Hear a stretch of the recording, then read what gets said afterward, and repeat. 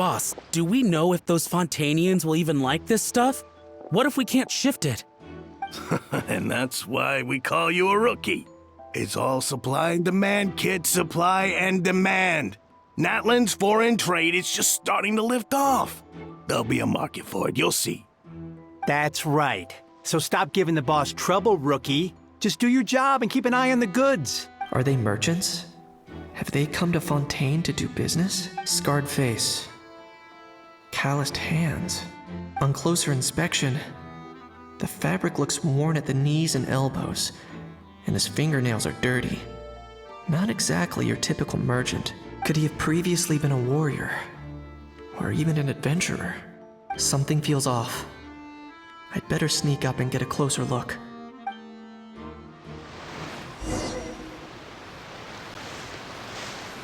Nice thinking, boss. This tourist tub's been fast-going and smooth sailing. Plus, no one's been asking us what we're up to. That goes without saying. Big cargo ship would have been too slow, whereas the smaller ones would have been faster but way too bumpy.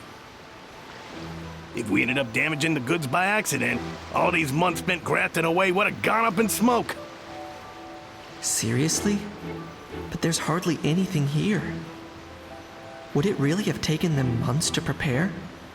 And why would they need to transport it with such care? Could they be secretly smuggling precious items out of Natlan? I'll need to find a way to get to the bottom of this.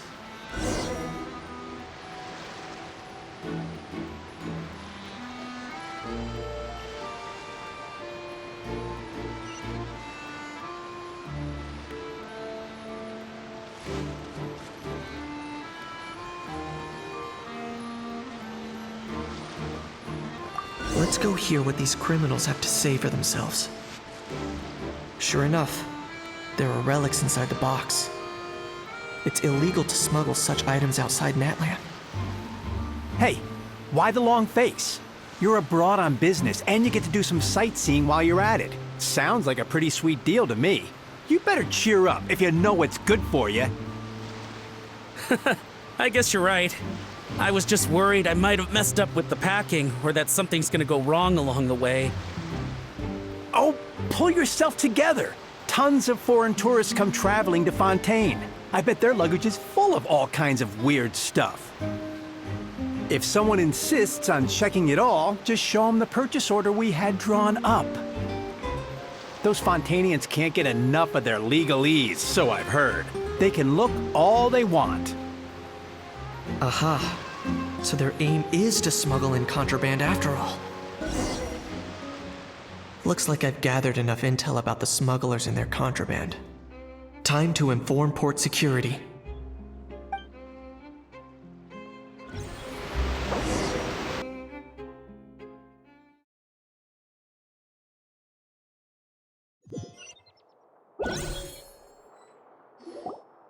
So anyway, that was when I went and told the Fontanian guards about my suspicions. After an investigation and a chase, they finally apprehended them and sent them on their way. Well, guess they're headed exactly where they should be. Thanks. Based on your recollections just now. I was completely focused on those smugglers at the time, so I wasn't really paying attention to other passers-by. Yeah, Kanish, you did great! In other words, the person who brought the gun here, the one who lost it, has no connection to the smugglers whatsoever. They were working entirely on their own. Oh dear, oh dear! Sounds like Mr. Kakuku wants to chime in? He said this elusive individual's actions are positively mystifying. It's a good observation, I quite agree. However, we still know next to nothing about the person. Perhaps we should start by focusing on the lost item itself.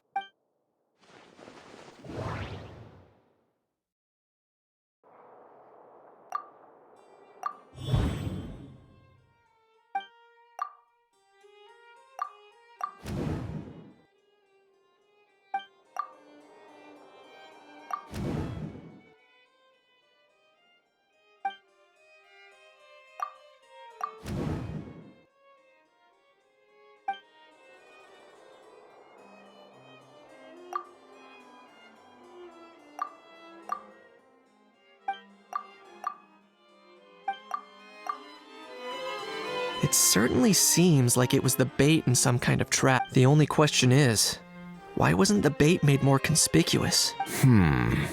Has something sprung to mind? I just remembered a film I watched this one time.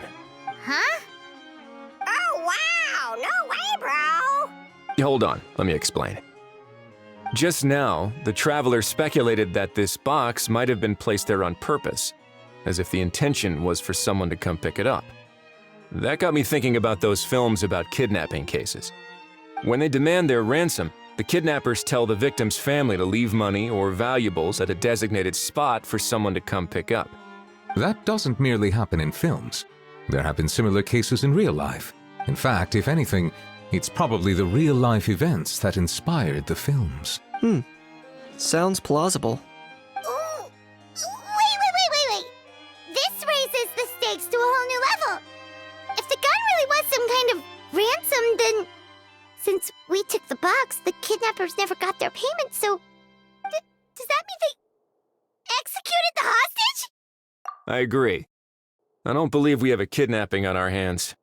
Selling off stolen goods is extra work that most kidnappers would want to avoid. Unless they're after something very specific, they tend to just ask for cash. Could we be dealing with a kidnapper who's dead set on getting their hands on an ancient dragon handgun? It's not impossible, but the likelihood is very slim. We can discount that possibility for now.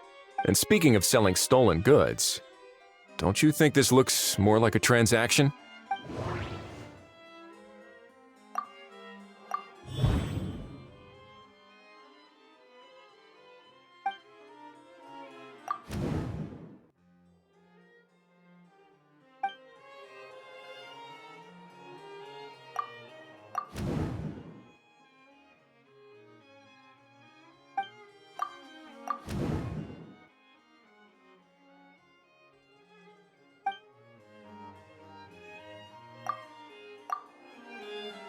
So, bottom line, this was an individual smuggler at work.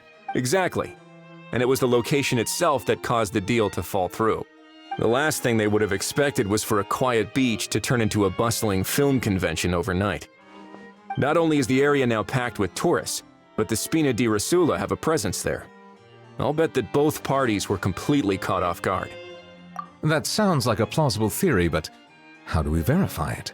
Looks like your people better start rolling up their sleeves. How so? Easy. Just follow the usual procedure by putting up a lost and found notice. The more routine we make it seem, the more likely the suspect will come forward to claim it.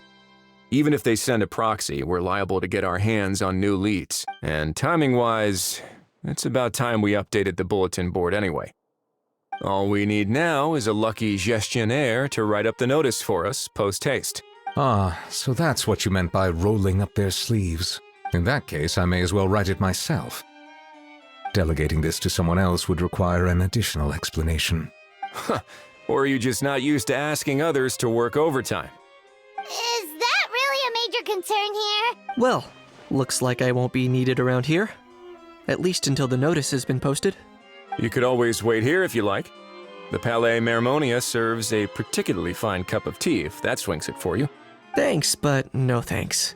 I left a very noisy creature with a friend before heading out, so I should probably get back to feed it. Ah, I wasn't aware that you had a pet, Mr. Kanich. Speaking of pets... Get out of here! Out of here! Yep, that's the plan. Outta here indeed. I believe that what Wriothesley is trying to say is, you are free to leave, Mr. Kukuku. Furthermore, it has been determined that Mr. Kukuku should not, in fact, be classified as a flying object. As such, he shall be free to move around Fontaine whenever he so pleases. You're the best, bro! Oh, that really is good news! Travelers, should we bring Kukuku back to Aoife and Auroran? I shall leave him in your capable hands. Indeed.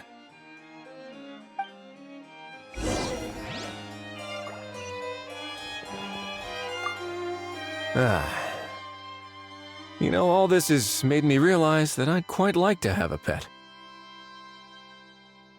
If that proves inconvenient within the fortress of Meripede, perhaps you should consider finding a place in the court of Fontaine. That actually sounds like a good idea.